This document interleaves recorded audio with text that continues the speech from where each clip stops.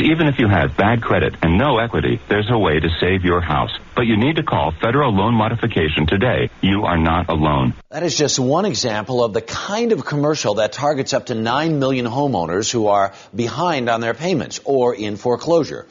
Sometimes these ads are scams. Yesterday, the government announced a major crackdown on mortgage and foreclosure fraud, and our financial contributor Vera Gibbons is here with advice on what to watch out for. Good morning. Good morning, Harry. So there's one of the things they call it phantom help. Phantom help. Explain what that is. This is the scam that's really gaining a lot of traction, Harry. They come to you, they say they're a foreclosure prevention specialist, a mortgage modification specialist, any number of fancy titles. They say they're from a government entity. They're not. The names often sound like government entities. They sound like bona fide nonprofits.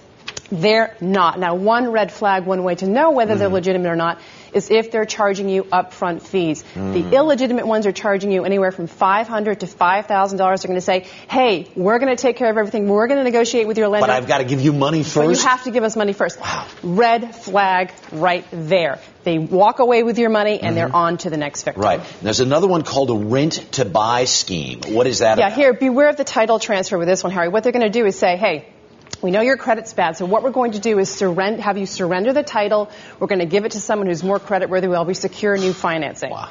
So in the end, you have lost absolutely everything. Right.